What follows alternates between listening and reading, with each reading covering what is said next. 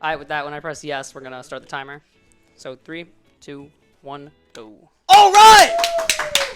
Let's get this moving. Alright, so the first level here is gonna be no cheese. This is just meant to serve as a tutorial level.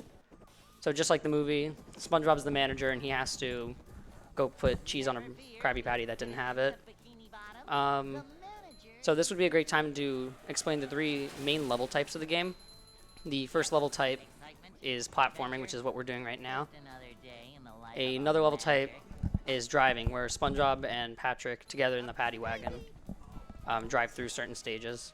And the third one will be sliding, which although we slide here, it's dedicated sliding levels, which also we built up a little momentum there to skip hitting a button.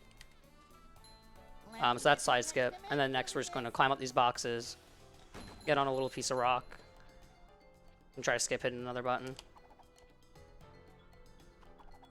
Alright, cool, yeah. So this is a good time to explain something as well. This game's main collectibles are Goofy Goober tokens. And for the majority of the Goofy Goober tokens in the game, we can pause the frame that we walk into them, which will increase our counter, but let us actually pause, avoiding an animation. And so this is a 1 frame, it lets us skip the animation, and if we need to warp, it'll let us warp to a different place. So I will be going for those. So if you see me randomly pausing, that's what that is. Anyone want to explain depression for me? Yeah, so basically the skip he's doing right here, he's going to spin to prolong his movement to go across this gap right here. And then he's going to do a jump after it to ledge grab. He missed it right there. It's pretty. Yeah. The game's pretty notorious for that, just because it's kind of precise, but it's very odd the angle that you need to walk off. So hopefully he gets it this time. Ooh, I'm beefing it the first time, so I don't even have much extra leeway. Alright, second jump was a little late. So essentially the reason that we're doing this is because when we go down that hallway, we're going to be confronted by Mindy to unlock a power-up, and she's going to be like, oh, you don't have enough Goofy Goober tokens to unlock that. It's not over. Alright, it's over. So when we go down that hallway, she's going to confront us and say, hey, you need 2 Goofy Goober tokens to unlock this, and is either going to make us do a combat challenge, which is slow to do right now, or do a different token, which we'd have to do and then go back there to get cartwheel. So normally we would come back here either with the Sonic Wave guitar or Patrick's throw ability and hit those buttons, but we make enough distance to get up there. As you saw, whenever I hit the chocolate, I was taking damage. Every single... One second. Oh, that's good. Ooh. Every single water type surface, so like goo, lava, chocolate, all of them do make you take damage when you hit them. So that'll be scary in some parts, since we do need to use that later on for tricks. And there makes it so we have less... Well, we have to die if we mess it up too many times. So you'll notice he immediately knew when he got the 1 frame token. The telltale signs for that is if you hear the music overlapping and if you hear the sound of you collecting the token. Because the animation of you collecting the token is still going behind the pause menu, but you're just able to warp to different things while you do that. Yep, so this is us. She just gave us the best power-up in this game, Patrick's cartwheel. So what's cool about this, we're moving, but we're faster and we're a moving hitbox, which is pretty dope. Yeah, no way I got that. Yeah, so there's actually a 2nd frame that you can hit it where you don't get any of the cues, so you can actually completely risk it, but we're probably not going to be doing that. There's no way I'm going for a token 2 frames. Not marathon friendly. Not at all. So then from here, we're going to just casually jump up a lamp, a banister, which conveniently, since this level likes to loop back into this room, the end of the level is right down here. Very smooth. So the next level coming up is going to be our first driving level. There's 3 of these in the game. 4? 4. 4. 4 of these in the game. And so this first one is just driving around Bikini Bottom. We will be visiting here later to pick up some tokens, but for now we're just here to drive. So nitros. That's these little guys right here. We have a little counter at the bottom right, so we can't really see our tokens while we're in this level. Doesn't really matter, since we can't 1-frame these tokens. And we can store a maximum of 10 nitros at a time, and each nitro, when used, saves approximately a second.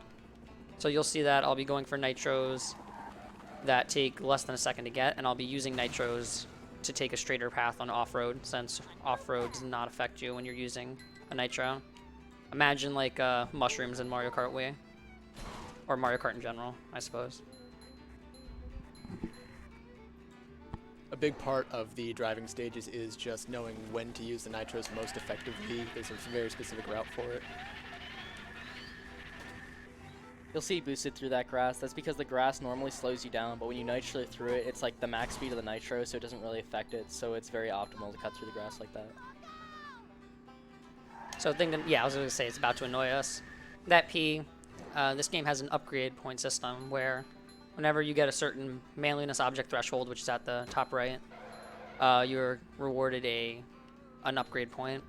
That can be used to either upgrade Patrick or SpongeBob's health individually, which means the dedicated slide and drive levels are stuck at 3 max health the whole game, which is definitely awful casually.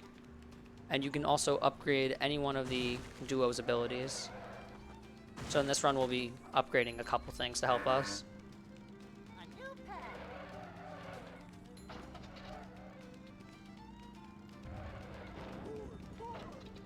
You may also notice that there's little treasure chests along the game that you can pick up. All those are for bonus like extra costumes and cutscenes. They're completely unnecessary for the run. Yeah, there are different categories that get them, such as 100% all extras and 80% all extras, but for sake of this run, they just look cool. It's kind of fun to try to avoid them, though sometimes it can be a little slow. You may have noticed he boosted around those ramps there. You might think it's fast to go over them, but it's fast to save up nitros and just kind of like cut through them. Yep. Another thing to note about the Creek token that we got, it's vital that we get that early game. If you choose to go and get the bounce token before getting the Creek token, you would usually just warp back to Creek and get it with the cartwheel, since it makes that jump astronomically easier. And so the reason we do that is so that we have 5 tokens going into the next level, 3,000 miles to Shell City. So we want 5 tokens going into here, since Mindy talks to us and is like, hey, SpongeBob, you need 5 tokens to learn how to uppercut. He's like, okay. So from this point, we have the bash move, which lets us jump up like that. Do we have the pillow primed? Oh, yeah. Alright, cool. Alright. So there's a mechanic in this game. You can actually buffer some inputs out of taking damage. So here we're going to hold Y to do what's called a bash boost. Hold Y. Please laugh. Nice. Y button effectively held. Effectively held.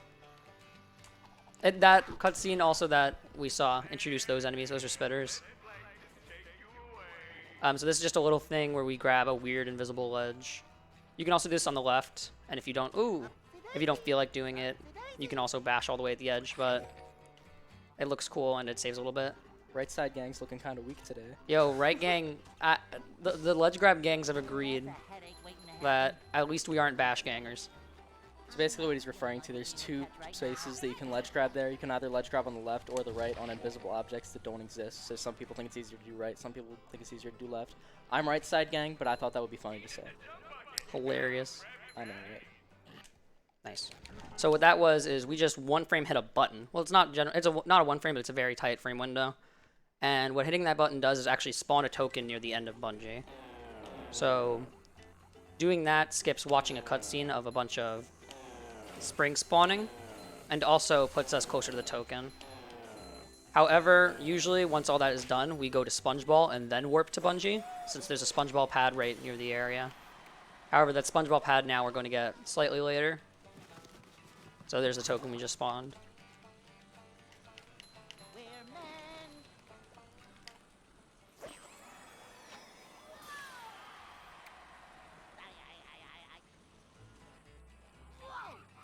Alright, so anyone want to explain Steamed Early?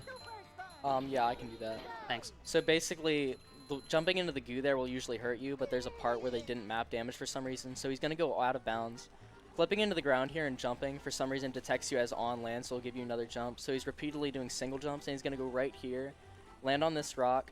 He's going to jump over here. He's going to hold Y. Yeah. Sorry. He's gonna keep you on the clock, man. Gonna hold Y again. He's gonna land on these kind of objects that clip out of the ground. He's gonna clip back inbounds first try. That was very, very clean. Yeah, so normally you're supposed to go through this as Patrick. Once you get to the end of the level, there's a change station to change to Patrick, but you could do it forward as SpongeBob with just a well-timed double jump spin. So after that, we're going to run in here and die. And conveniently, in the area that we fell in the water, there's a checkpoint. So we can just, what do we do, Matt? Hold Y. Alright, cool. And get into the SpongeBob warp. As you can tell, we're comedy geniuses. So within most of the platforming levels, there are 3 level objectives, and then there are either 3 or 2 side objectives. So these side objectives range from out-of-level things, like this SpongeBob challenge, the combat arena I mentioned in Depression, and a floating block challenge where you traverse floating blocks as Patrick. Or there are in-level challenges like the bungee challenge we did, and Sonic Wave guitar challenges. So they don't like do anything in terms of how the level is structured. They're just like little side challenges to get more Goofy Goober tokens. But yeah, no, I beefed it. There we go. Nice fan boost. Yeah. And so these are just little things we're going to be doing. I don't trust that, even though I really should have. Now we're going to warp to Steamed. Ah. So one unique thing to note about SpongeBob challenges that isn't the case for floating block challenges is we can actually pause and take control after we grab the token. In floating block challenges, we're forced to fade out. But here we can warp to the Steamed token that we got. Which from eliminates here. the loading screen. Mm-hmm. From here we can walk to the floating block challenge.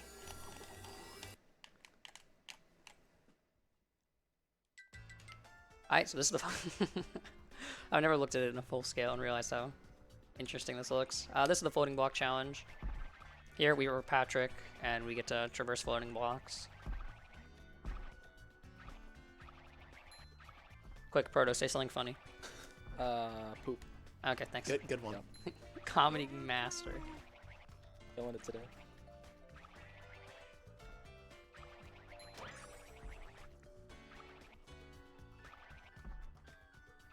It's kind of platforming right now. Nothing too special. This is super special. Oh yeah, I'm sorry. Didn't mean to doubt you. One thing to note about this level is that everything is a 1 frame. If you don't hit every single angle with the right frame, you will die in the Xbox. Of course. Absolutely. It just makes sense. It just works. So these are bubble platforms. They just disintegrate and pop when you start landing on them. Those Go for supposed this to be bubbles? thing. Yeah, bubbles. Not ice cubes. Learned that yesterday. Unfortunately. Unfortunately. I was hoping, man. Alright, so from here we're supposed to jump on a trampoline and go into an arena. But they put invisible walls, so sadly we can't just, I don't know, bash boost over it. Oh, crud. You can just jump over the invisible wall. I didn't forget anything. Yeah, okay. So from here we can bash these buttons, which, fun fact, you have to bash these buttons. There's just no way to beat the game without bash. Please. Oh my gosh. Alright. And with that, we end our visit to 3K. Fun thing about this level is we actually get all the tokens in this level on our first visit, which can't be said about every single level. So here's our first slide level in the game, Rub-Dub-Dub. This is the first example of a pure sliding level. Yep. So the only main physics difference that occur in these levels is that there are 1-frame jumps that you can get. The first frame that you land on the ground, if you jump, you will get your double jump back, and you can actually just scale the slide with that. In the normal platforming levels, you actually have 2 frames to do that. 1 frame will give you your single and double jump, and then the other frame will just give you 1 jump. It's very non-beneficial here because it completely stunts your momentum. So let's say he needs enough speed to cross a gap. If you accidentally jump on the first frame, you will most likely die and have to start from the beginning. Alright, so this is a jump called Dumb Jump. I don't know why it's named that. It's kind of dumb. But we kind of just kind of just jump here. Why not? Kind of just make a dumb jump. Yeah. That's pretty fun. Pretty dumb, yeah. Also, with what Proto said. Proto, you were talking about the 1-frame jump, yeah? Yeah. Yeah, he's wrong. Yeah, what? Generally, we don't use 1-frame jumps, but in this level, there is a use that we have for it. Since it halts momentum, there's going to be a trick coming up where we jump to a later part of the slide that's just really easily in reach. I said most of the time. I was right. Yeah. Most of the time. Alright, Proto was right. Yeah, I was right. I can't deny the Squidward on his shirt. Yeah. They can't see it. It's okay. Alright, so we're just gonna jump up here. No one frame jump. So, dumb jump made it so some things aren't spawned, so there's just invisible enemies here that aren't activated, but we can still run into. And if only there was a target right here I could hit. Oh, Oh. cool. Jesus boulder. Yeah, that was almost bad. Almost. Almost.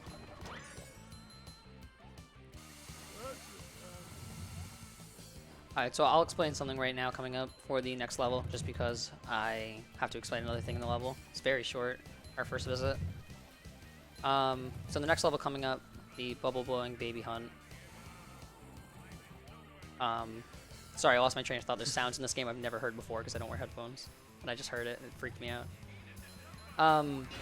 In this next level, we're going to ledge grab the side of a slide. When we ledge grab, that's when we're going to upgrade. There's many different times when you can upgrade, but we choose to upgrade there because during the ledge grab, there's nothing we can do immediately going into or immediately going out of the ledge grab animation.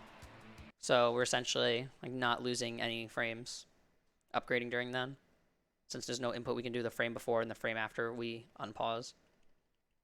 Or frame, yeah. Oh, anyone want to explain texture glitches? So, the Xbox 360 has amazing emulation of original Xbox games. And in this game in particular, you will randomly have textures that just don't load properly. And there are many, many, many infamous Twitch clips that have come from this from the community. Yeah, it's really awesome, just like these jumps. So these were those 2-frame jumps I was saying earlier. So why do we do them here? They kind of just look funny. Well, they look funny if I could get them. Alright, cool. The reason we do them is because this level's kind of just a big circle. And so what our goal here is to 1-frame jump to this little dark line right here. And that'll just spawn enemies, making the game think, oh, you just went around the whole circle. You must be down here. This must be your final visit down here. So it just spawns these enemies and spawns the token. He basically hits an invisible trigger that says, hey, you're at the end of the level. Yeah. That is the most gangster spinner ever, by the way. The gold and silver. That's awesome. I know. With that, we're in the second driving level of the game. No weenie parking anytime. So they get their key back. Are those locks texture glitched? Awesome.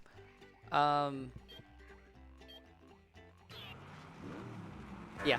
Wait, maybe? I don't know. Playing this game, you you forget what's real and what's fake. Lose track of reality. So we're going to be collecting 5 keys here. And what that's going to let us do is escape the Thug Tugs parking lot. This is mainly just optimization of nitros and such. The only main thing we do here is we swipe to the side over here. There's 2 routes where you can either go to the left or go through the shortcut to the right. And, oh, missed the key. And so that's a little trick called Conquer 2 key, just getting that key through the short way and turning around, which, believe it or not, is faster. Shoutouts to Conquer. Shoutouts to Conquer Hacks. Good man. So we do this, there are 5 keys in total, but one of them come from a fallen down bridge. So we do it in a specific order where we do 2-2. This just assures that we cover all terrain in the level. Because there are chances where if you do a very poor key route, the bridge won't fall in an occurrence that's known as the 4th lap glitch, where you have to drive around the entire level again just to have that bridge fall. Or ramp fall, pardon me.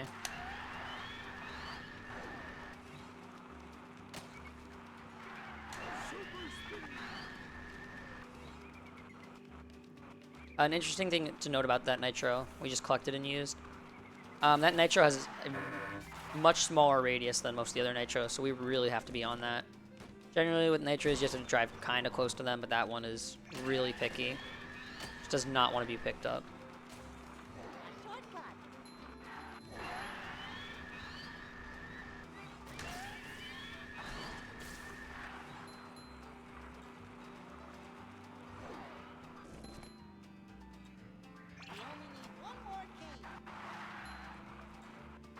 Alright, so with the 4 keys, we need to do a bit of backtracking just to make sure we have enough tokens going into the next main platforming level to unlock an ability.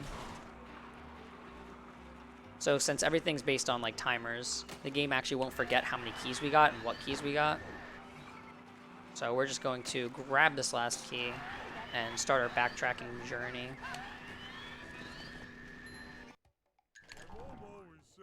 So the first place we'll be going is Rub-a-Dub. We're just going, every single driving or sliding level has 4 different types of tokens, where it's the main objective, it's a time challenge, a ring challenge where you go through rings, which you'll see in sandwich driving, and a macho time challenge.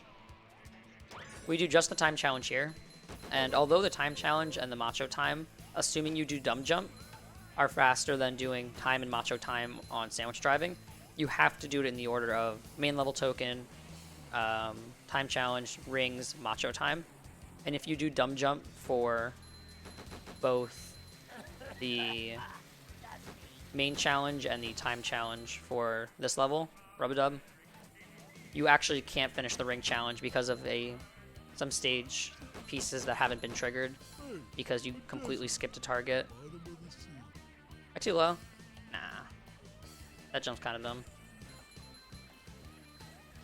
So since we would lose like 50 seconds over, well, we would lose 50 seconds compared to, Not doing dumb jump. yeah. So we had to go all the way around. So I guess in that way, dumb jump saves like 50 seconds. Since we would need to do that for the ring challenge, making sandwich driving a full visit just faster. Ooh, there we go. That was the sauce. Dude. Spicy one frame. So, I don't know if you've noticed yet, but I'm going to stop talking for a second so you can appreciate this killer soundtrack.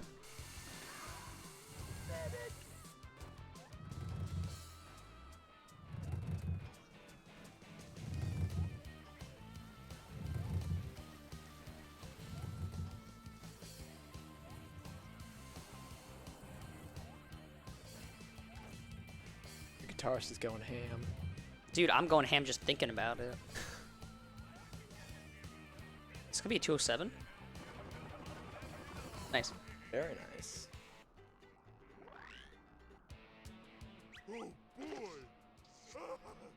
Alright, so with that, we'll be entering sandwich driving, which is a very fun segment. This is probably the slowest part of the entire run, just because we have to do sandwich driving multiple times. Oh, this is just the slow segment off the top of my head.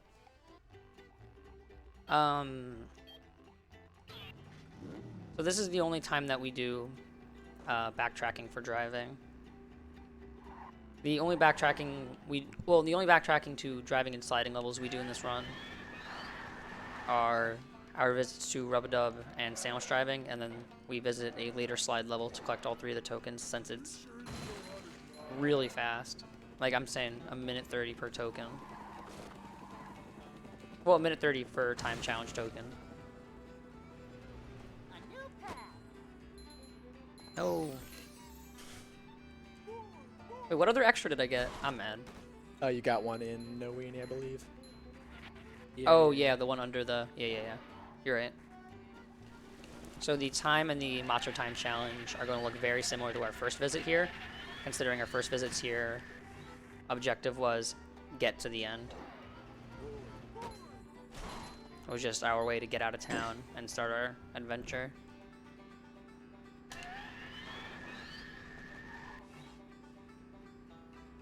So as I said earlier, upgrading is best done when you don't lose frames for it. One thing that people like to do is to upgrade while using a nitro, since you're at your top speed, whether or not you're holding A.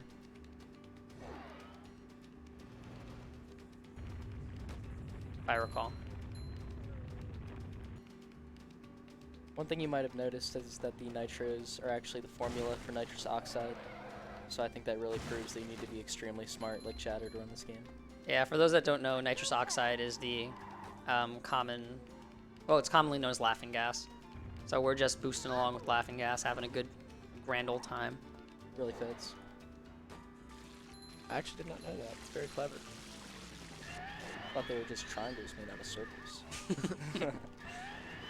I love when I boost in my sandwich with triangles made out of circles. As you do. So I know I didn't touch upon it last time, but we do boost through the water just so we don't slip slide around. Water basically just has oil physics.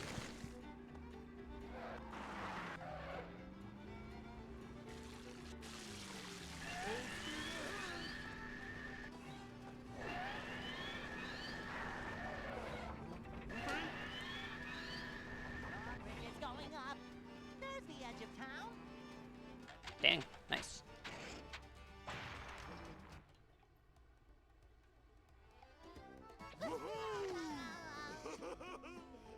So stemming back to the ring challenges, the reason we do a different path for the ring challenges is since we have to drive through all the rings. So generally it'll take us upon longer paths than we'd prefer. Actually, all of the time it'll take us upon longer paths than we prefer. But it's not too bad. There's still some things we get to do. Like, we can't go through the right here, but we can go through the left. Oh, yeah. These rings are pretty wow, pretty infamous in our community for various reasons that we'll get to later in the run. But right now they're just kind of, no, it's still pretty infamous at Jaxler 1. Yeah, we have a fun little joke in our community where there's this legendary clip where one of our top runners just misses the second to last ring in this level. And his reaction is, it's beautiful.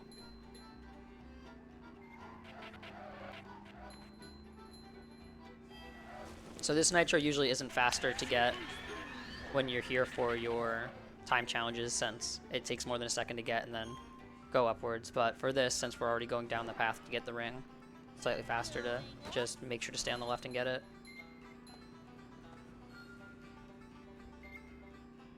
A lot of these rings, if you miss them, it's kind of hard to recover. If you're just normally driving, you can just kind of like reverse and get them pretty easily. But if you nitro, it's pretty much over. Oh yeah, it is easily over. Another thing to note is, I would assume most people played this game. Right now we're playing the fastest version, which is either Xbox or Xbox 360. Us personally, we're using 360. But most people, I would assume, would play this either on the GameCube in North America or the PS2 in Europe. And you might be looking at this sandwich and being like, wow, this game is slow. And yeah. So the driving speeds between all consoles are actually different, with GameCube being the fastest, which although all the driving levels are in 30 frames per second, whereas all the other consoles have it in 60, apparently it's not like twice as fast as any console, so we don't think that's exactly what affects it. And then it's PS2, Xbox, and then I'm assuming to an emulator just ruining rounding of a number. 360 is the slowest version for driving, but due to how good the loads are, it balances out. I think they probably made the driving fast on GameCube just to compensate for the lag that it had, because they do that in some other games. Yeah, my assumption is that like they put it 30 frames per second and the speed was still the same, like X amount of per frame. So they're like, oh, let's just change it till it looks right instead of like doubling it since 60 divided by 2. And so like, yeah, this looks right. Also, my nitro usage wasn't the greatest in this level, but I was scared I was gonna miss a ring. Well, you gotta get the last one in. Oh, right at the last minute. You know, we got the second to last ring. We're good. There, I did a really cool trick called holding B, thinking it would skip a text box. I don't know why.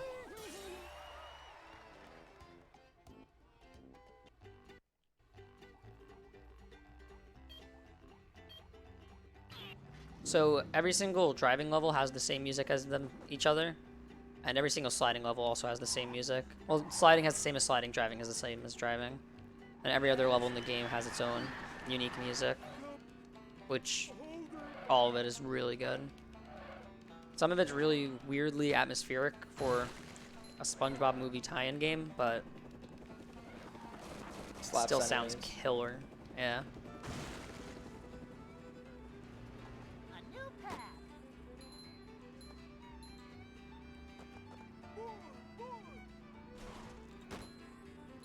Another fun oddity to note about this game is that it was actually released on the PlayStation 3 store around the time of the PlayStation 3's launch. But it was taken off because it was just a buggy mess. You can find some gameplay videos online where it just shows like no cheese and depression. but that's about it. We have very little documented on the game. And since it's off the store and PS3 homebrew isn't quite perfect yet, we have no way of testing a lot of stuff for it. It's definitely an interesting version, just for the fact that it exists. It's very rare. Yep. So a lot of other SpongeBob games that were meant to try to make an appearance on the PlayStation 3, but just it ended up not happening. So to see one that did get released and then just be so bad that they had to remove it is interesting. A new pal.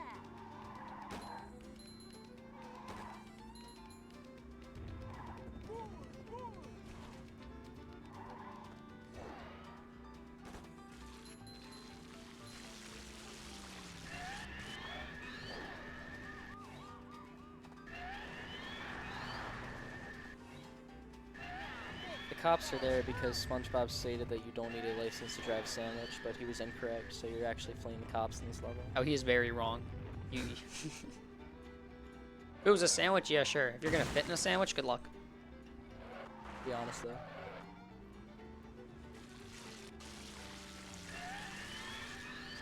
Also, can we just talk about the best thing that these driving levels have created?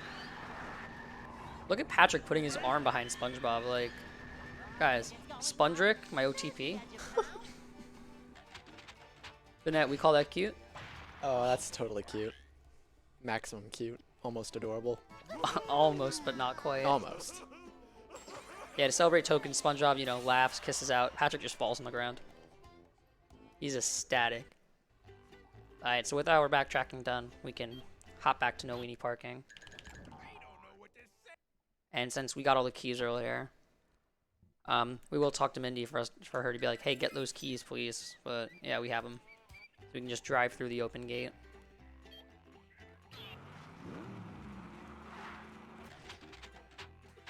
That was amazing. That was intense, dude. Yeah, that's the hardest driving level right there. The return to Weenie.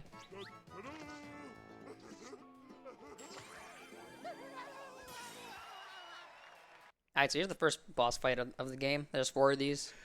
This one's against the frogfish. Or just the grandma that has Mr. Whiskers. So we play as Patrick because SpongeBob's currently on top of the frogfish.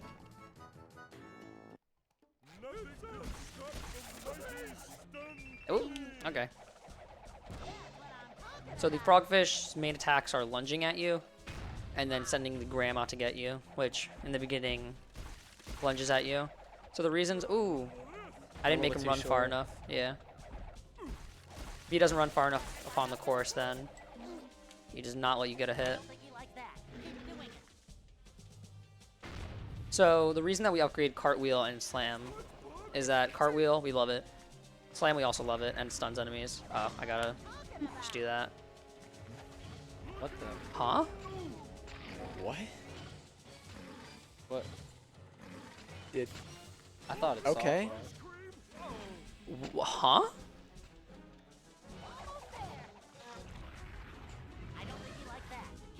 Well, that was. That's unique. It's definitely something. Did anyone else here know that that was an attack they could do? Like, at all? Like, any of you guys? What, like the forward slam? No, like the shooting a lot of, like, spitting a lot. Yeah, I knew that they did that. I didn't know that she could, like, go over there. Oh, I knew she could go over there. I've just never seen her go that far out of my reach. Yeah. And not spawn. Yeah. Well, with that out of the way, let's go to Rock Slide. Beautiful. This is our second sliding level for those keeping count at home. And, you know, we defeated the frogfish, but then we realized, wow, we're babies. And Mindy was like, no. And we're like, okay. Alright. Now we got some pretty handsome mustaches. Pretty cute mustaches. Pretty cute. And we're just going to slide down the abyss to get to our little monster friends, which we're actually just going to have one help us over here. So this level has a lot of layers of out-of-bounds triggers to prevent you from doing major skips, but there's still a few that we can do.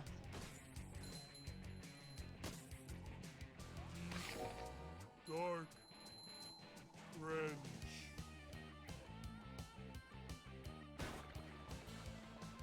Do you have any freaks? No fish. Ouch.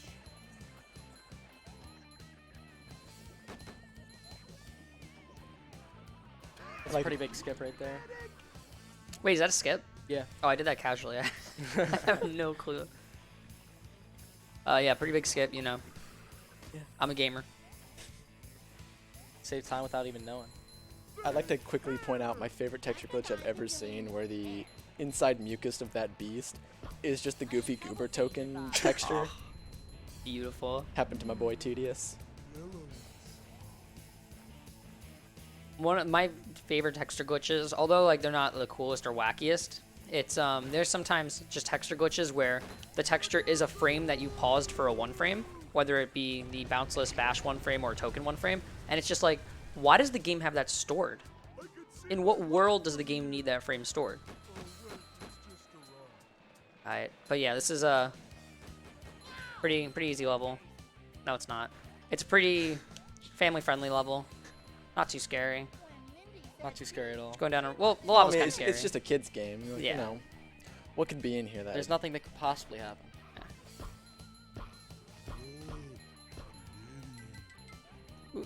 Got another upgrade point.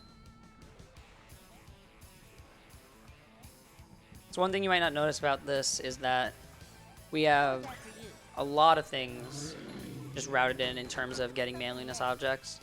We need certain upgrades at certain times, which are very vital to having. Yeah, so another thing you'll notice that, as we said, it's a kid's game, so it's not— Oh my God! What? Dude, you didn't tell me this was a horror game. I'm so scared, bro. Okay, so as we were saying, only men play this. Yeah. My heart's actually racing. I hate you guys. Shoutouts to my my monster friend Chris. So many choices. So That's little Chris. time. That actually like scared me to death. Was he not prepared for it? No, I wasn't prepared for that at all. Yeah, that's a I might just go home. I don't know if I can take this anymore. Yeah. Feel lied to. so there's like 25 seconds of a slide, but we're kind of scared, and we also like missing Oh. jumps. Oh. Huh? What? Yeah, no, we're dead. I just need to go kill myself. Finding strats. I do not advise killing yourself. Finding strats. What? I just need to die. Thank you. So we were supposed to make that jump, but instead we're just gonna go back here. That's Hans, by the way. He pulls you out of bounds. Yeah. He's the lovely assistant from that one episode where SpongeBob got a job just being an as seen on TV sponge. So whenever we go into an out of bounds area, just gives us a hand, if you know what I'm saying. I would like to correct you. Hans's first appearance was actually when he got the suds. Oh, you're right. Pardon me. Yeah, I think that came out after this game, that episode. Yeah, learn your sponge lore. Just reset. Also an interesting. Yeah, you know, you're kind of right. Alright, back to no cheese. So like I was saying, we don't really like this slide. It's not cool. We're just gonna jump off because why not? Oh, more slide. That's unfortunate. Very. But hey, look, Chris is already waiting for us. What's up, dude? Yeah, that's Chris the Fast, by the way. He used to run this game. He loved it so much, now he's in the game. Yeah, he actually made this game. We're gonna skip him later, though, so. Yeah. Well, we're not gonna skip him. We're just gonna have him help us skip him. He's okay with it. Yeah. Yeah, he's chill about it. Alright, so this is going into one of the harder platforming levels in the game. Easily. Going into Now That We're Men. Now this level's gonna have a lot of stuff happening, so I'm gonna throw everything onto Proto Kid to explain. Wait, what? Yep. Okay. Do it. So basically, he's now going to unlock the Sponge Bowl, and he's gonna upgrade it immediately because it basically just helps with like range and stuff. Turns into a bomb. I almost upgraded Yeah, Bash. pretty much. Yeah, I saw you flinch. I was like, what happened? That's actually a cutscene skip right there. Fun fact. You just jump onto that platform early because the trigger's on the second one. First one. He's gonna jump onto this sign here to get a little bit of a head start on that wall jump. Wall jumps kind of slow you down because, as you can see, it takes kind of a second to turn around, so he just jumps as far as you can. It's pretty optimal.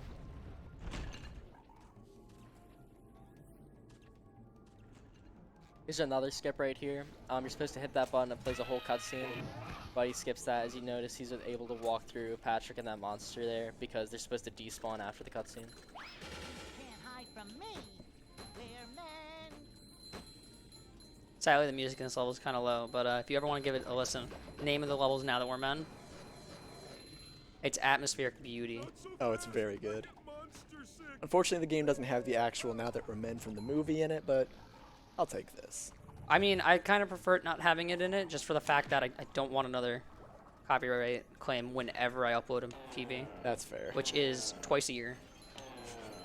As you can notice, he went under that target, so what that does is, rather than having to go all the way back up and dive, he can dive as much as he wants. Yeah, these Whatever targets are it is. unique in the fact that going under them actually breaks them. We did this similarly in 3K Bungee, just it's a lot more noticeable now that going under targets breaks them. I also go to the side of the token a little bit there, just because if I land on it, SpongeBob has to endure a whole landing animation, which is just slower than... Oh, hi guys. Which Yeah. is just slower than going near it and walking into it. Any move or animation that you have to do before the token will load, so if you just want walking into it doesn't instantly. Yeah. Come out, I had to reset my speech.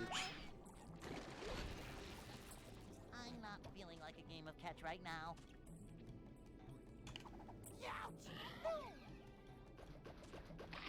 Very nice.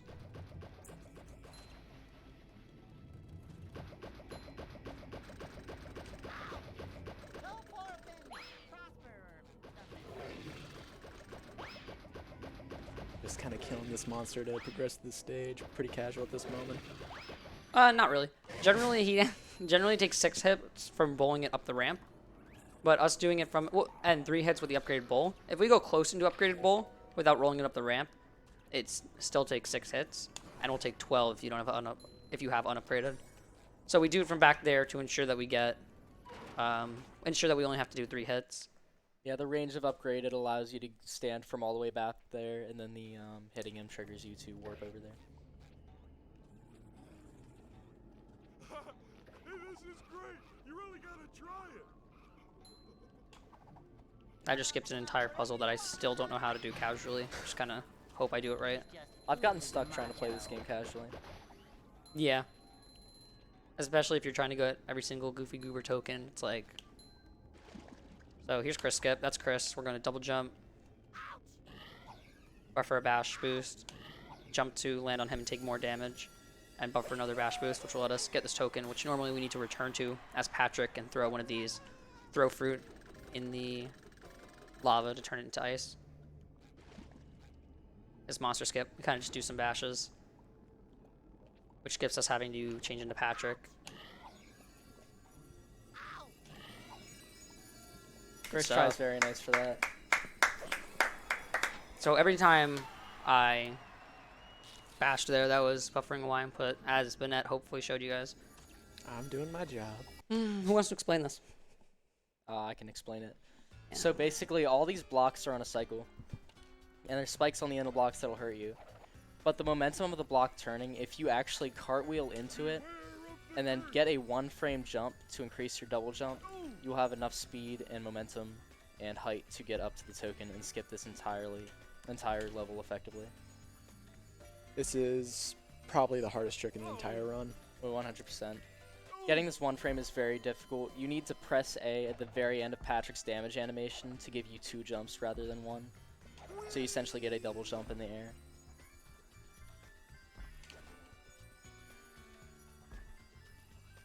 Ouch.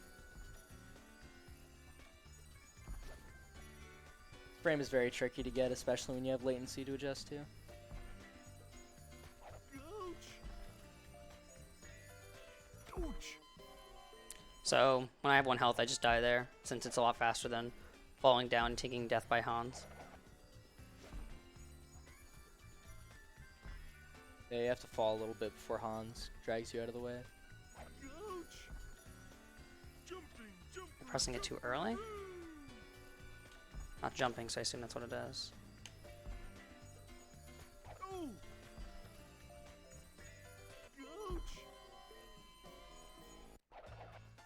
This trick is very infamous for killing many, many runs in the community.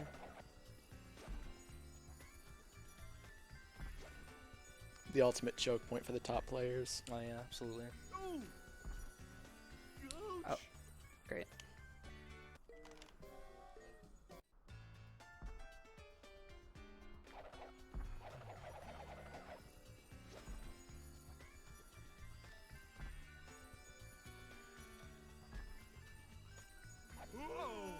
Oh, let's Nice. There we go. go. Oh no, I didn't get the turn. Alright, that was a little awkward because I had to adjust to the latency on the monitor, but thankfully I didn't take a million years for it. At least you got it. Yeah, at least I got it. Maybe if you held Y. Oh yeah, a thing to note, although out of damage we can buffer things like the Y but like the bash or the bowl. We can't buffer things such as a jump input. Which is very interesting. The game sees that more as a basic form of movement rather than an ability. So, you know, I said that was one of the harder platforming levels. What do you think is back to back from one of the harder platforming levels? One of the harder platforming levels. Bingo. So this little thing I do right here is just skipping a cutscene for an enemy, which this one's a lot more important than the one we did in Now That We're Men, because that enemy will actually be a nuisance to us later if we spawn him there during the guitar challenge. I was toilet skip. I jump around some really weirdly placed invisible walls to avoid having to hit a button, watch a toilet seat go down, and just look at some enemies as they approach me menacingly. Yeah, this first segment is full of these little watermelon puzzles that you're supposed to do, but we don't got time for that. Yeah. He's gonna hit some of this TNT here just to stock up on manly points, just to upgrade for some later moves in the game. So this is Cirque. We have to go through this entire cave, and at the end of the cave, we get this token that's right over here. Here, I'll get you a better view of the token. Yeah, it's this token right here. So we need to go through the cave and get it, but we'll do that later. It's an interesting route. Oh my god. Okay. So we just slammed there to insta-kill us in the goo, but kind of missed the slam, except not the end. So we're doing here, when you take damage and go off a ledge, you gain that, you have momentum. Going on a ice block here stores that momentum. So we can do that to perform what's called SCDA out of bounds. SCDA standing for the name of the level. And we can just completely skip some puzzles. Also, the beat's about to drop, so I'll let you guys listen to that.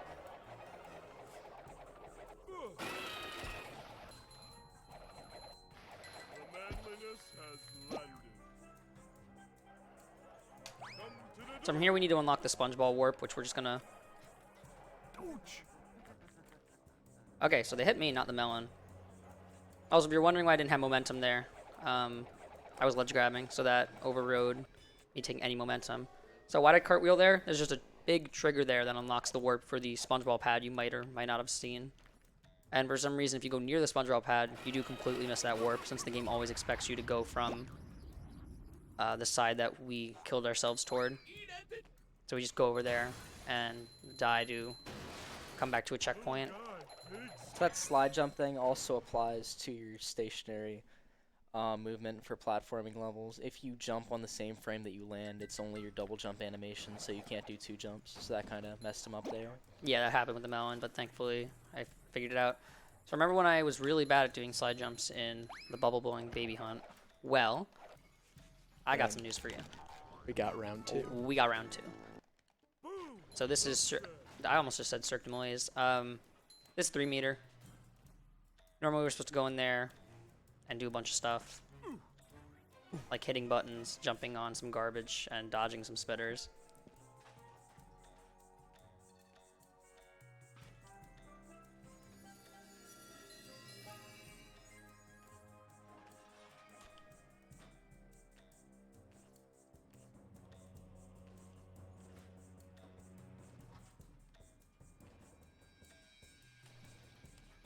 So that was a perfect analogy of slide jumps. Yeah, when you mess up slide jumps, especially on this one, it can be very difficult to recover from it without sliding all the way back down. Especially for this because it's ascending, so you can kind of see like when it's going to happen, but when it's descending it's very difficult because you're falling at deeper heights each time that you're probably not used to practicing.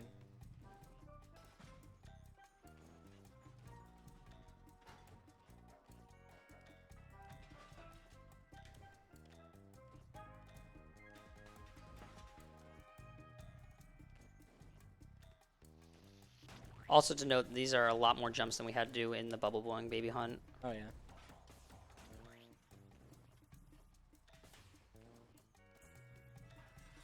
Patrick is not being cute right now. Very fat. Downright ugly. Jumping, jumper, jumperoo.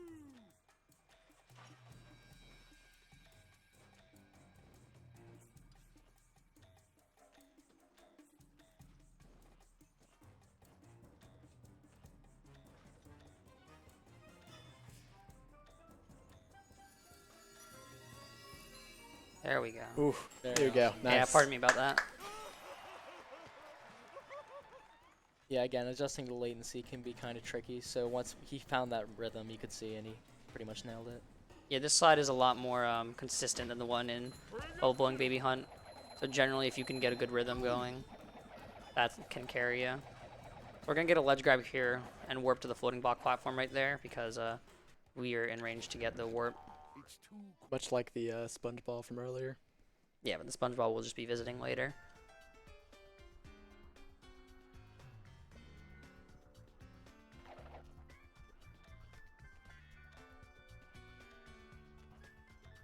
This is yet another floating block challenge. Slipping, slipping, slipping. Jumping, jumper, jumper. This thankfully doesn't have some awesome and radical one frame. Much I more mean- straightforward platforming. Kind of wish it did, so then fast, but yeah, at the same time, Wouldn't be fun to have multiple in the same run. I mean, every single input you do on these block levels is frame perfect, otherwise the game crashes, so... true. I mean, you already got enough on your table. Anka S. Oh, here's some blocks. Playing this casually, that is quite possibly the worst part of any floating block challenge.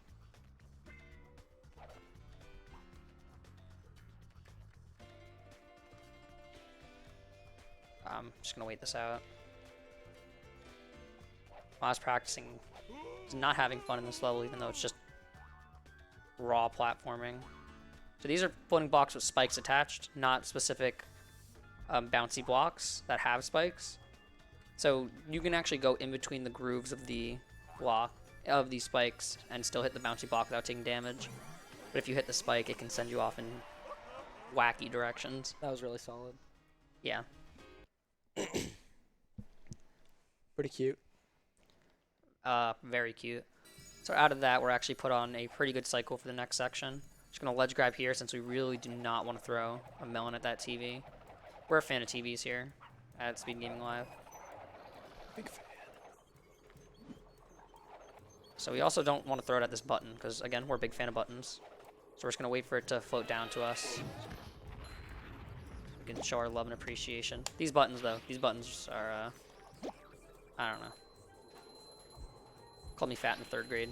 The manliness has landed. So hitting those buttons from afar, which, by the way, that right one, not very fun to do. Puts those cans there early, so we can just skip a whole combat section. Right there, he's supposed to actually bounce all the way down to the end and just throw the melon, but because he had an upgraded throw power-up, he could just get on the first trampoline and just spin and throw. Anyone want to explain the quick kill here? Yeah, considering I am him. So basically when you hit Dennis, he'll jump to the next one. And for some reason, if the damage frame is still active before he lands, and you hit it, like right there, you see hit it just before it landed, it takes out an entire section of his health. For some reason. So you just skipped an entire phase of that Dennis fight. Dang. Yeah, from here we can also warp right after getting the token, Yeah, which there's a lets 1 us frame skip token. seeing a 1-second cutscene. Within the .ini in the game, there's a thing set so that you have to wait 1 second to skip a cutscene. But because the GameCube version is a very good version, you can just skip cutscenes immediately. So how when we upgrade an ability, it shows like a really cool 64 by 64 image. GameCube doesn't even have to see that; they can just mash A and skip through it. So this is the best or the worst driving level in the game? Both. Both. I like it a lot more than SD101. Alright, so we have a Satanist on the couch. This is Sunday driving. And here, after we beat Dennis, I guess the Cyclops picks us up and we pass out. So we're in a dream world with my main man, Goofy Goober. And he is leading the way out for us. We're doing better now. You know, I just realized, did we ever mention the plot of this game? It's movie. Yeah, watch the movie. Yeah, okay. Done. I just realized we were kind of just like, this is the SpongeBob movie game. Well, I Okay, can- 3, 2, 1, go. If you haven't seen the movie, then like, Yeah. leave. So for those that haven't seen the movie, Mr. Krabs opens the Krusty Krab 2, and SpongeBob sadly does not get assigned manager. Squidward is chosen in favor. And at this time, Plankton realizes, wow, Mr. Krabs is really successful. What can I do? And he whips out Plan Z, which is stealing Neptune's crown and blaming it on Mr. Krabs. After doing that, and knowing that it was Plankton due to Neptune's daughter Mindy, SpongeBob and Patrick go on a quest to retrieve the crown from Shell City. Yeah, thanks for explaining that for everyone who didn't have a childhood.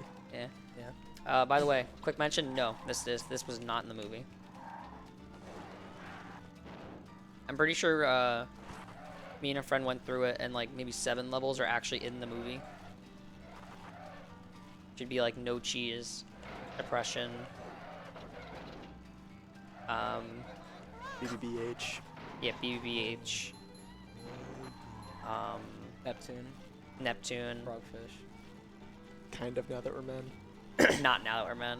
I mean, no, not. They just have a musical thing, and now in the trench. Yeah, they got all the monsters there. They do have Chris. That's true. Chris was actually he made the movie. Yeah, Chris was actually, yeah, that was him. So we realized that Goofy just said out loud that he does not like Chris the Fast, and I'm a very big fan of Chris the Fast. I have posters of him on my wall. Yeah, with a lot of lipstick marks on that poster. So we're just gonna drive really far ahead of him, which the game doesn't really like, but it's kind of chill with it. So we've despawned Goob, but he is now going at a very high rate of movement, trying to catch up to us. So we still need to play really well and make sure to use our nitros. Speaking of playing really well and going fast, we don't really have time for all this area, so we're just gonna jump a fence. Breaking the rules. Yeah.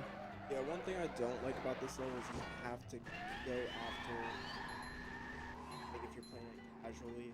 But one thing I do like is that each lap is different.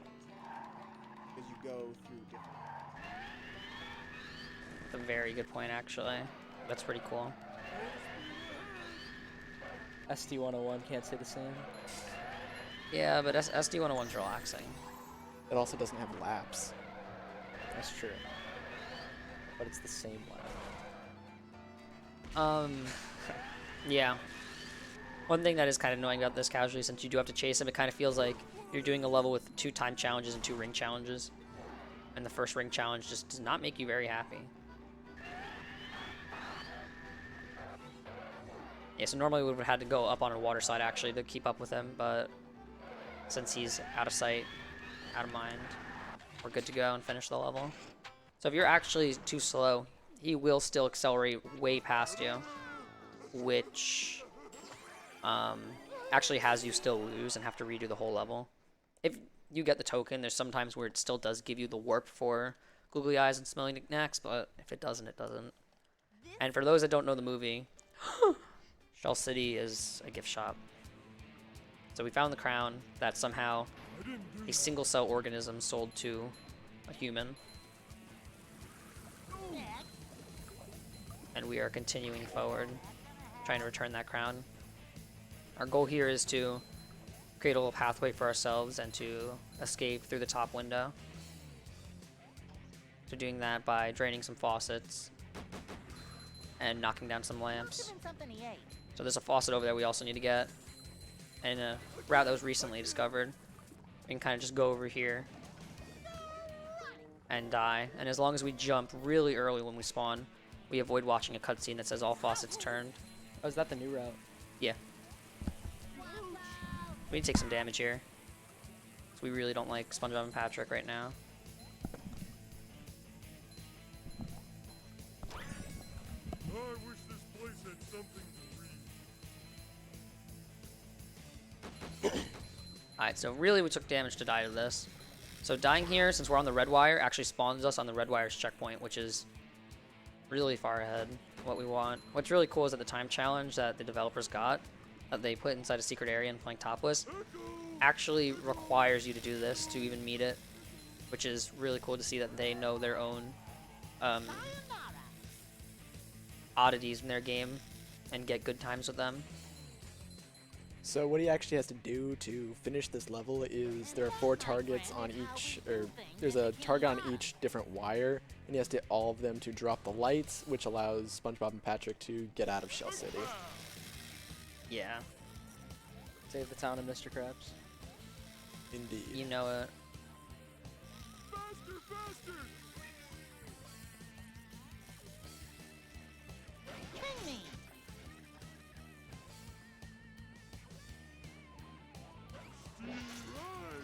So from here, we're supposed to go on that first lamp we dropped, but we really don't like that red lamp. Makes me kind of uncomfortable. So we're just gonna start on this blue lamp.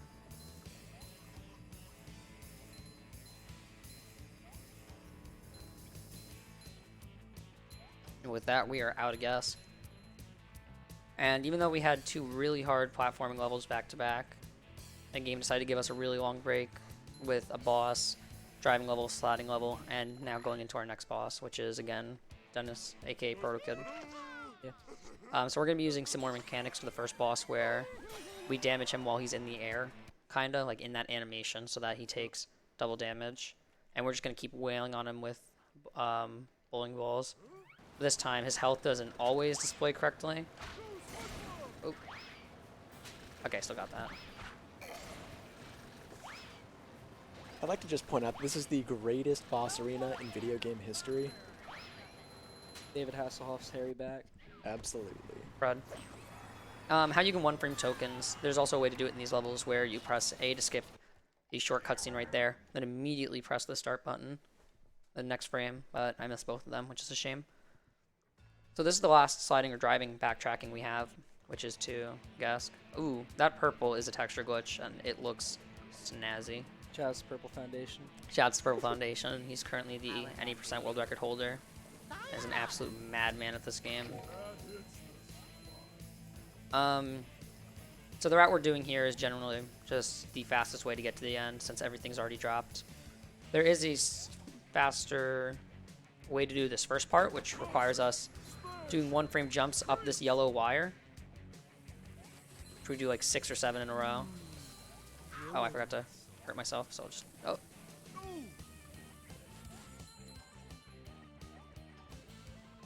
But I was going to try it once with the latency today. I'm not feeling. I wish this place had something to read. So... And also to note that if you fail it, it's very hard to then beat the time challenge. So we're again going to abuse that checkpoint and just go up these lamps, because now we've made friends with this red lamp. We respect him, and we understand that sometimes problems exist and they need to be solved. Gotta have a red light before you can get the green light. Straight facts. Oh, green light early. Green light early. Don't remember, was it a tweet? Yeah, that was a tweet. Yeah, it was this awesome tweet. It said something where it's like speedrunners. Speedrunners run a red light and call it green light early. Like, And they said a bad word, which really made me mad. yeah. And you know what I do when I'm mad? Play movie. Play the SpongeBob SquarePants movie featuring new reroute. Give him something ready. It is to be mentioned that this ring challenge has a very low chance of having a glitch where one of the ring's hitboxes just Wax out. yeah, just doesn't count you, and there's nothing you can really do about it. It is most common on the Xbox 360 version. However, we have seen it done on GameCube. A fake ring. But it's very uncommon. Yeah, they're referred to as fake rings. The only places it's happened other than this level is once to Purple Foundation, who we mentioned earlier, is the record holder. There he is, right there in the tank. Nice Barnacle Boy. He once got it on, I believe, the first ring of Sandwich Driving 101. And we've never seen anyone else get it.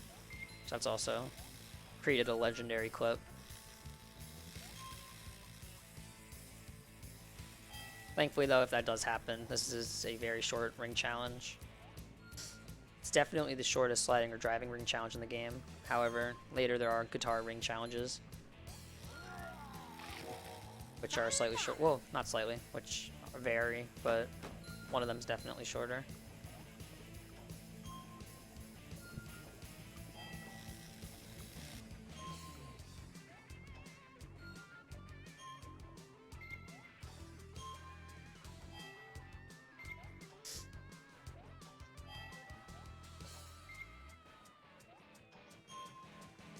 Yeah, we're good.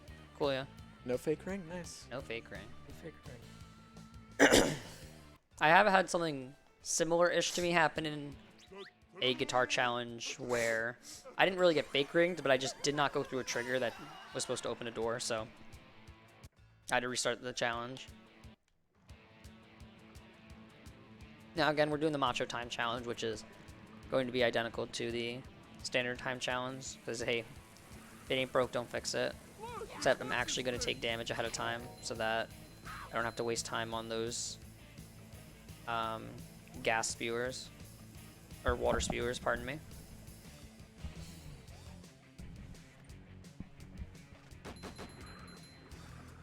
So long.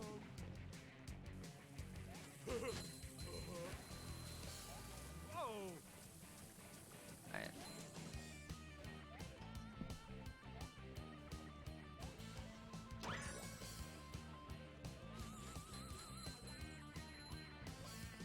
So the level coming up after this is going to be our last platforming level in order of the game's levels. It's going to be Welcome to Planktopolis Minions.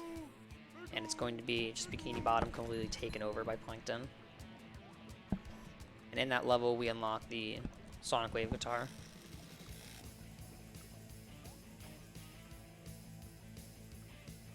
Correct me if I'm wrong, but this is the last dedicated sliding level we do in the run. Correct. Oh boy. And the last driving level we will be doing. Actually, there's no sliding in Planktopolis, so this is just the last sliding period we do. The last driving level will be after the last platforming level. But now we'll be loading into Welcome to Planktopolis Minions. And once we get there, like the other levels we visited, or unlike the other levels we visited, pardon me, we're not going to have enough tokens to get the ability. We don't have enough for guitar. And that's a-okay. It's not too much of an issue. So, normally we'd have to backtrack, but we backtracked a little bit early to get those tokens at Googly Eyes and Smelly Knickknacks. But also, SpongeBob is a master of the bash and of random invisible seams, so we can just bash there and jump up. You can also do it on the left side with a ledge grab, so I guess he's the master of invisible seams and a ledge grab. So we're going to wait here for an enemy to shoot a missile.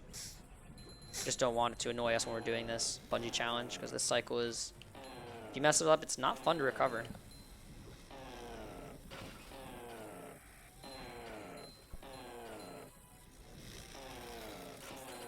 Hi, good stuff. I was banging. Very solid. So as I said, we didn't get the guitar in the beginning of the level, and why we do that is because we don't need it quite yet. We're gonna go out of bounds here, and then we want to get back in bounds that was here. instant. Yeah, that was really fast.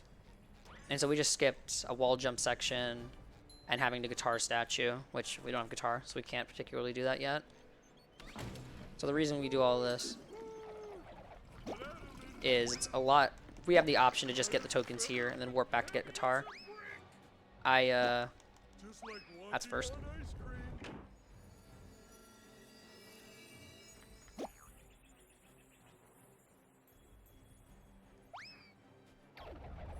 Oh, that's unfortunate. So generally the melon gets locked onto that and we can just go across, but I messed up a little bit. Tried to recover it, but didn't quite. So we walked near that pad to get the warp. I'm dedicated now. I'm not dedicated. So now we're warping to the hardest combat challenge in the game, so I'm gonna need silence from you guys, if you don't mind.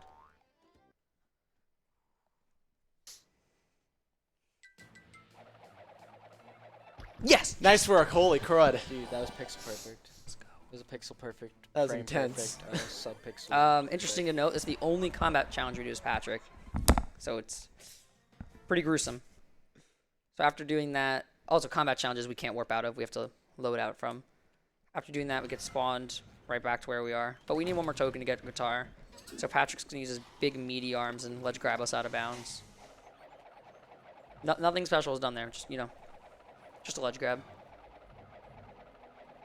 And now we're just going to go under the level here. So generally you're supposed to lower this lava and then have platforms rise through it so that you can rise this token and whatnot. But because the game thinks we're grounded whenever we're actually under the ground, we can just cartwheel over to this token after clipping out. Now we're at that lucky number 40, so we can go back and get guitar. So when I said that going back to Googly Eyes and Smelly Knickknacks was our last backtracking to a sliding or driving level, we still gotta do some backtracking. So at the end of... So at the end of playing topless, you enter Drive on the Knucklehead McSpazatron, which... Oopsies. Upgrading this. Which requires you to have 50 tokens for Mindy to give you back the Sonic... The Krabby... The... Sandwich. Paddy Wagon. Brain farted from everything that just happened.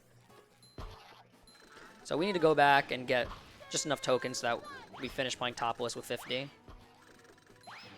And every single token we're doing here is definitely going to be faster than a backtracking token. Minus, of course, things like Rub-a-Dub Macho Time that are just made obsolete, sadly, due to Ring Challenge existing.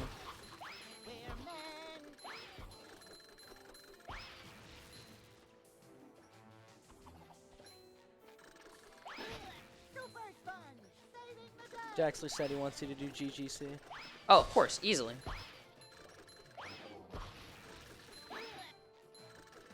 Did he PM you on Discord? No, he said it in chat like 10 minutes ago. Okay.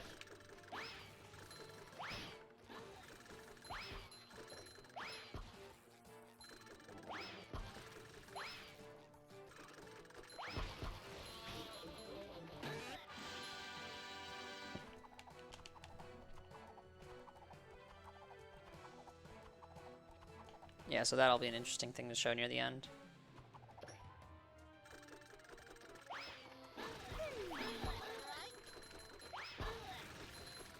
Yoink.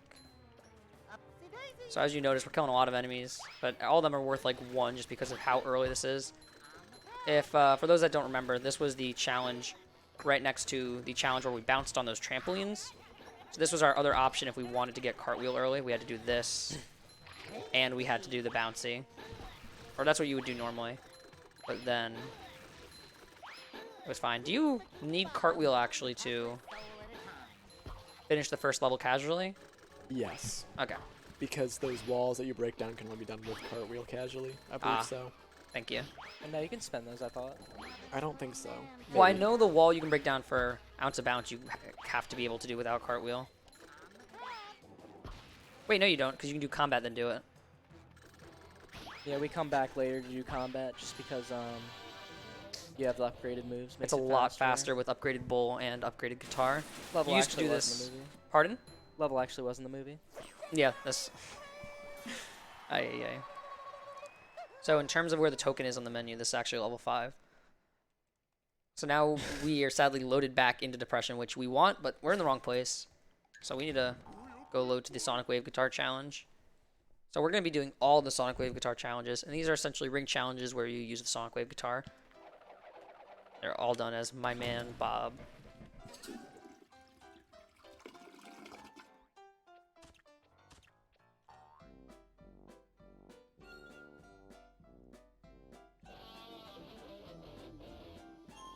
Alright, so this has us taking the guitar throughout the entirety, well not the entirety, but throughout a section of the level, which in this case is the entirety of the level. It's because it's so short. These guitar challenges actually are pretty cool because it gives you the opportunity to see the level kind of from different upward angles rather than just on the ground running around. Yeah, it's really interesting.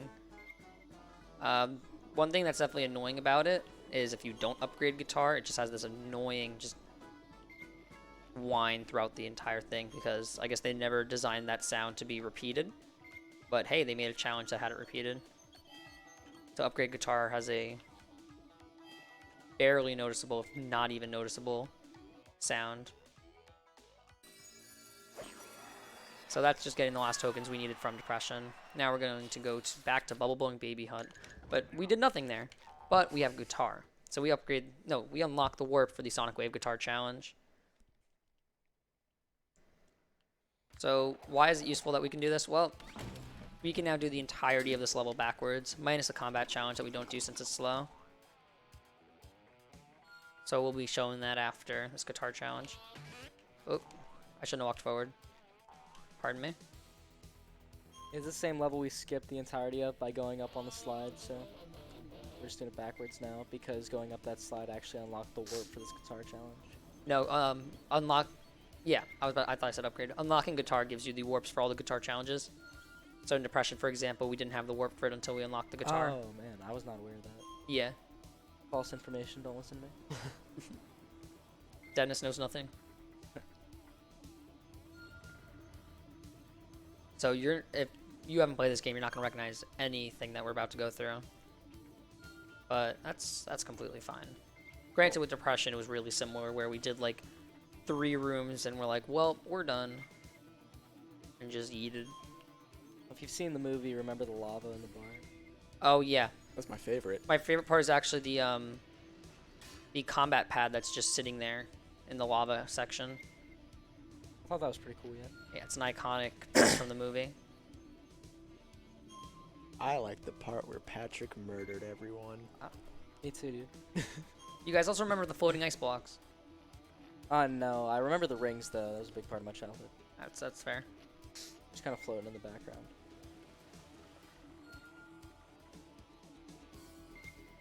So the annoying ring in this entire challenge is actually the last one. There's a spinner that gets spawned on top of the target for whatever reason, so he falls down. So you just need to make sure to avoid him, or else you have to do the entire challenge again. Which there's no checkpoints during the challenge, so if you fail... Oh, he already fell early. Awesome. So now we're going to store the guitar challenge so we can use it anywhere. We're going to be doing that by saying no to doing the guitar challenge while not on the pad, which we're going to be doing by getting a bash boost and accepting it while the bash boost takes us away from the pad. So that says pull R to switch characters. No. That's still just the guitar challenge, but it stores the most recent pull R text box.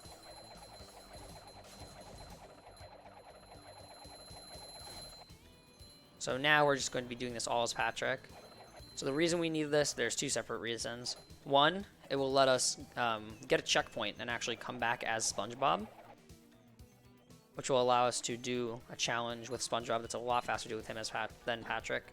And B, there's this wooden board here that you're normally supposed to slam when you go forward, but the wooden board can't be there during the guitar challenge. So we're actually going to activate it while ledge grabbing, which doesn't teleport us, and then jump through so that we can get through. Going that far just gives us the warp for that SpongeBob challenge, since we want to warp to it later. So once we get that, we can do the guitar challenge again. Thankfully, there's no checkpoints in this area that we could accidentally hit. So I'm just going to go back to my main man, Spung, Spoonge. and drown. Now we can go back here.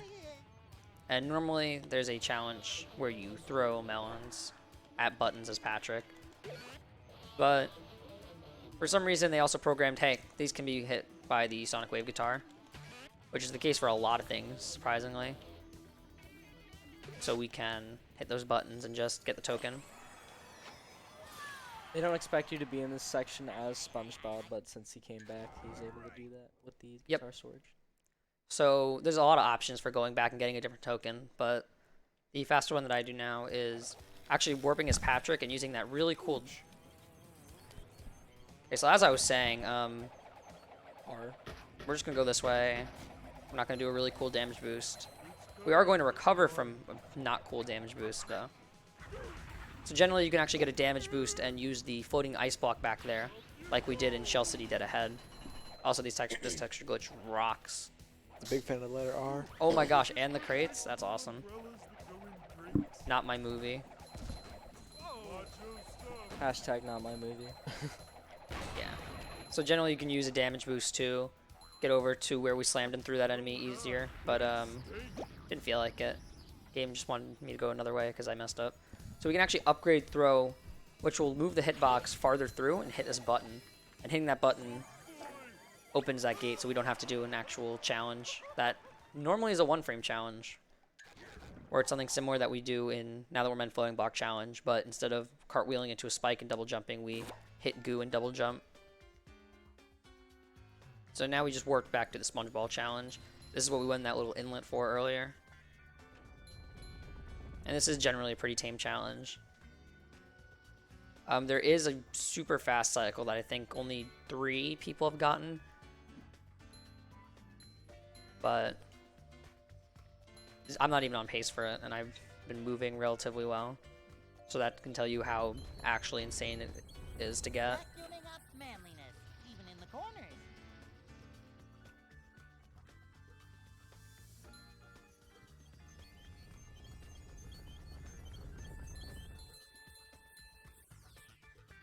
And you can catch this on an earlier cycle with the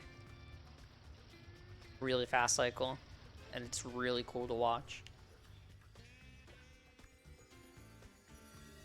So now we'll be heading back to Shell City dead ahead. Dang. That was probably a 2-frame token, but again, you'd never want to risk I would those. never risk that, especially this late in the run. It's not even a marathon thing at this point. So now we're back here with a casual player's worst nightmare. And by that I mean a casual player's and a learning speedrunner's worst nightmare. This is the Shell City Deadhead Guitar Challenge. And this is, I believe the token's length is 2 minutes and 46 seconds. With the hardest ring challenge in the game. Minus maybe Knucklehead ring. Hardest token in the game. Yeah, that's said by many. The hardest tokens debated is like this token, the combat challenge, and Now That We're Men, which is so hard and long we don't even do this wrong. And then 2 tokens inside driving the Knucklehead Mixbatron, which is the last driving level, which would be the Macho Time challenge, which any mistake basically makes you fail, and the ring challenge, which is super difficult. It's a pretty steep learning curve for people new to running this game, and even just people playing this casually, just because generally in the other ring challenges, the direction of the ring that you're going to will lead to the other one, but for this, they just seem to be in like random locations that are kind of in your direction. Sometimes they're not even on the screen when you go through the ring, so it's very, very Trial poor and error. choices. One thing that at least is helpful for newer runners is that when you pause the game, it takes a little bit to pause. So if I pause right after a ring, it gives me a little time to see the ring. So although it loses time, they can still do this challenge. That one right there is particularly annoying. If you don't know it's going to be there. Yeah, some of these rings you already have to be turning in the direction to hit, otherwise you don't have enough time to hit them. So like you said, it is absolutely trial and error. Yeah, complete bogus. Casually. But I mean, you guys can admit, she kind of fast. A little bit. Not cute, but she fast. The guitar's going fast, like, whoa, slow down, but, like, I can't even lie. It's just straight vibing, though. Honestly, TBH. vibe into this killer music. In my opinion and many others, this song is definitely the best song in the game, with other amazing ones being the final boss theme for Neptune and Now That We're Men's music. Sadly, I believe the rips that are on YouTube are from the GameCube version, which are slightly compressed down, but just, you know, they're the easiest to get. So, although they're slightly lower quality than what you'll get on PS2 or Xbox, they're definitely worth a listen. Worth a listen. Ooh, so I got something really cool I can show you that I accidentally got. You hear that bowling sound Yo, wait. Mhm. Is that a cruise boost in in TSSM? TSSM. Who would have thought? Wow. So this is... When I said the other SpongeBob challenge was rather tame, I thought I was talking about this one. This one's rather tame. And there's also a recent fast cycle that was found that's pretty cool to watch. And man, I will definitely never get it whenever I try. I tried for like 30 minutes once it was found, and I was like, okay, this is cool. I can't wait to see others do it. So those platforms always alternate, those specific blue and yellows, but there are platforms over here that alternate in the pattern of yellow, blue, red. They would do that for every single area of yellow, blue, red platforms. So knowing that, you can just plan your path around it. Then from here, we don't got time for that loop over there. Okay, so because I bowled right in the beginning, the SpongeBob animation actually canceled the bowl, so we have a little sponge bowl boost here. Bless you, sir. Oh, I should have warped. I was too busy blessing him. Okay. Bless you. Alright, so now we have 48 tokens. We can go back to playing topless. And here we can get a SpongeBob token and the unlevel token, leading us at that 50. So, don't recognize this area. It's fine, I didn't at first. This is the area where normally you would go down to get that token under the lava, labeled more bounce please, but we got it without a one frame, so we got the warp. If you get a token as a one frame, there's times where you just don't get the, well, most of the time you don't get the warp, which is why you'll see on the tokens at the end of a level, I haven't been trying to one frame them, because the only token you can one frame at the end of a level, minus the first and second dentist fights, is the tutorial level, no cheese.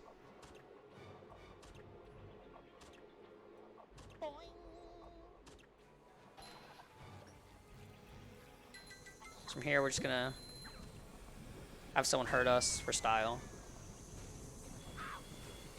I didn't think he was gonna hit me, so I went to reposition. So that was style. Let's try that again. Damn. That's not usual. There we go.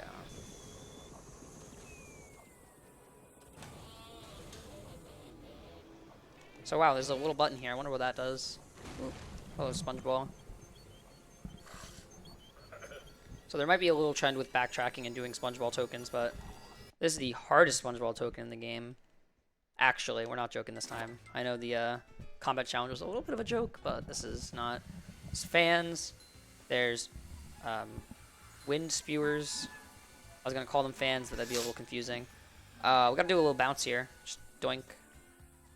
Normally we're supposed to go on the ones with the red manliness objects so that we don't get blown off, but we don't have time for that. We're going fast.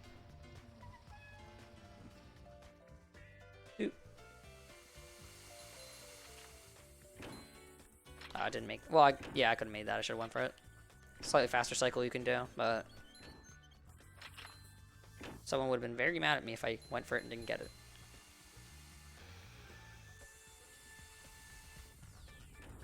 Then here we're gonna go over here. Whoa. Okay. Then that fan is a complete lie. I don't actually know if it can hit you, but it's never hit me yet, so should be good. It's actually possible in those blocks that are moving that if you slide off at the right time, that you actually can get trapped inside the block. Ooh, that's a fun one. Yeah. So right here, there's a wall jump right there. And what we can do is double jump spin to get from this platform to the wall jump. We're gonna have a little fun here. So normally there's a riddle. Those green manliness objects highlight the buttons that we need to press. So we're gonna guitar from right here, which will make it go this way since we originally stood over there. And then we're gonna hit that button, which will finish the puzzle. So we don't do this because we're babies. We do this because only men play this. And we're going to jump. Guitars, we hit the wall and actually pause. So pausing and the guitar will create enough lag to lag us through the wall. This is known as a guitar glide clip, since you can just use the guitar on a wall and it will let you glide. And so if you do this after doing the trick where you double jump spin to avoid finishing the puzzle, you actually go flying in that direction forever. As you saw, I was spinning as I was going. That was so that I could control my where I was going. So now we just need to, let's grab this fun corner over here. His name is Ron.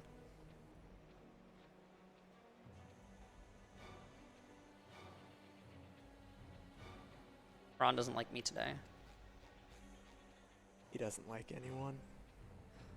Yeah. Okay, there we go. There you go. He got over his temper tantrum. First try. So then from here, we're gonna do weapon it. Sorry, couldn't hear you. Oh, I believe you hold Y? Yeah. So we do that to skip going through all this and fighting enemies along the way. Then from here, we make sure to jump at the edge of this platform so then we can end some weird landing animation that occurs. Oh, that ball is texture glitched. That's supposed to be like a molten lava ball, but movie likes us today. Oh, so I was supposed to lock onto him. I didn't.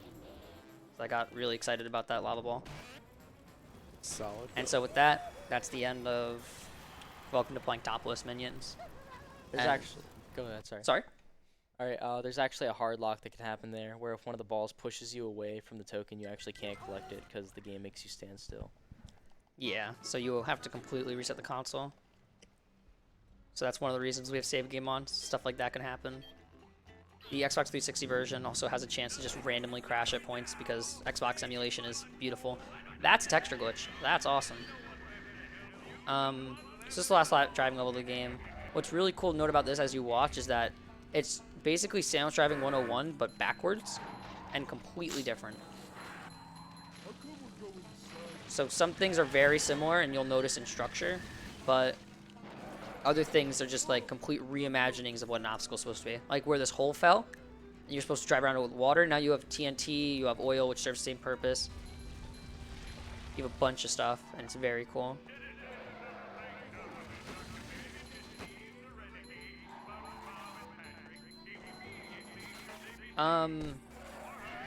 A lot of the stuff we do in this level is similar to just the other driving levels, except we need to make sure just to not die. There's a lot of explosive barrels. There's a lot of wrecking balls. There's a lot of spiky ramps, which some of them are nice. We like going on them. But others, like this guy right here, hello friend. Others we're not the biggest fans of. At this point in the run, although I have an extra upgrade point, we don't particularly need it.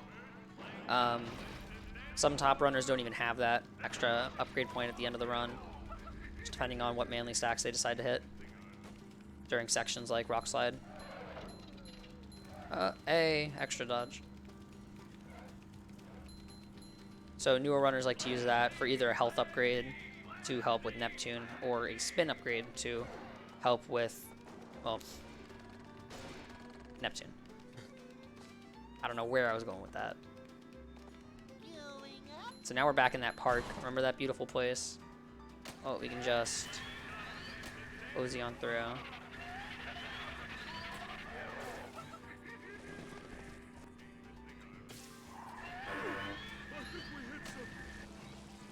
Now in the GameCube version, I know when those land, they like leave a little particle that can hit you, which is really annoying and can kill you easily. Also, that jump I just did, where I used that nitro, if you go too fast or too slow on that, you actually don't make that jump and have to restart the entire level, which is just awesome. Thankfully, that didn't happen, and with that, we're heading into Neptune.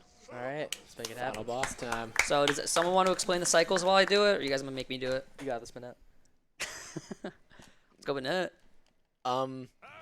Yeah, you gotta turn the tables, and then he'll shoot a laser, and the laser's reflected at him, Dodge, SpongeBob, dodge! and he shoots you. I'm so glad Vanette's on this couch. So as you see, Neptune, like the other bosses, has his health divided into 3 phases. But the other bosses, we didn't really notice it because we killed them really fast. Minus Frogfish, we forget about that. So he has 3 phases. The first phase is him shooting this fire at us, where we're trying to turn the tables. Now the fastest way that we want to do this is make sure that this first shot he shoots out actually hits Mr. Krabs. That's how we know we got the fastest cycle. Now what we're actually doing is turning these tables so that when he shoots Mr. Krabs, it goes all around everywhere and ends up hitting him, so we can hit him with the Sonic Wave guitar. So basically what I said. Yeah. If you do take damage here, though, he resets his cycle. So let's say you get to the last table but get hit by his fire, like at the very last time, he'll go through all his fire again. So you just have to kind of wait. But this fire he only does for the first phase, thankfully. Which we're about to wrap up right now. So the second phase, he actually shoots this laser circle with a bunch of pretty patterns and stuff. For this, we're just going to walk back here to make sure it's... I'm awesome. Make sure it's out of our way, is what I would have said if I didn't get hit immediately. Thankfully, since the cycle resets on that, getting hit immediately isn't the worst thing. In fact, it's probably the best way to get hit. Just going to make this cycle slightly different.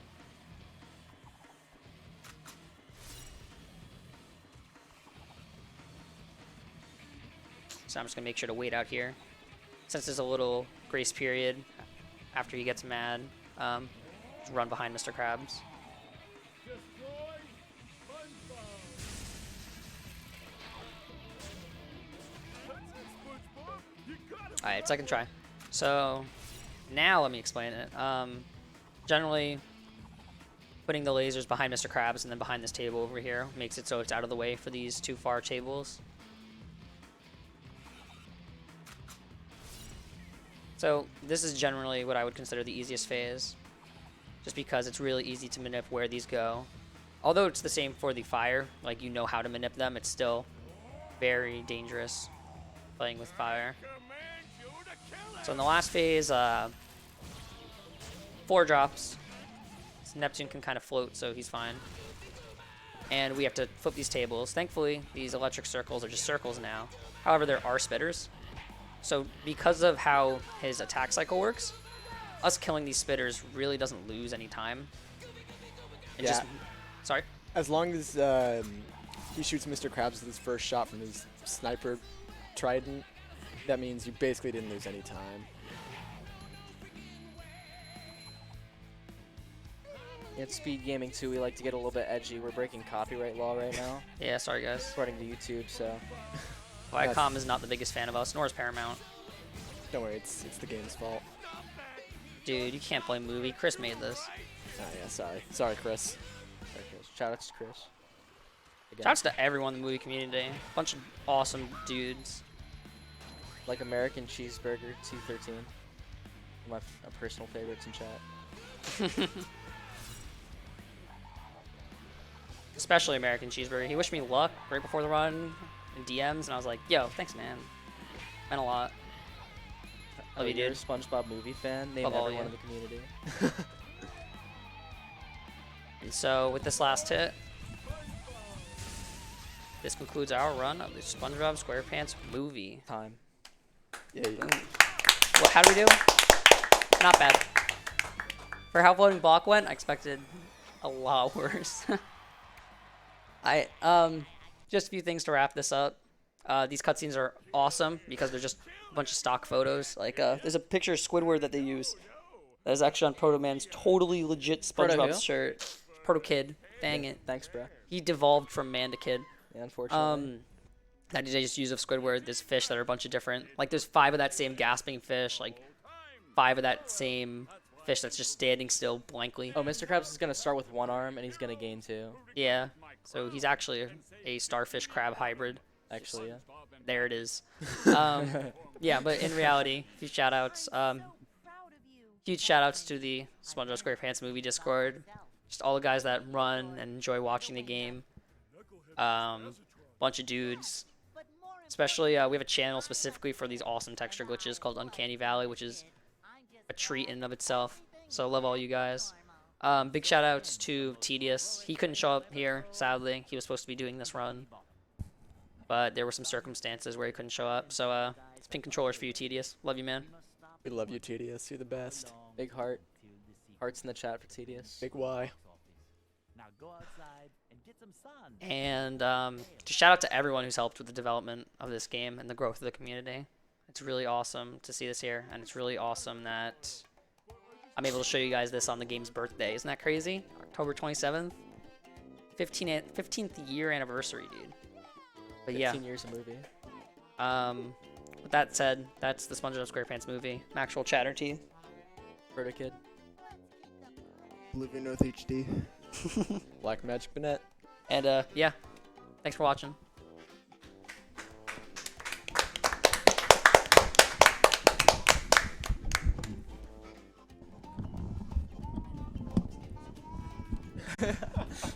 Yeah, that dude.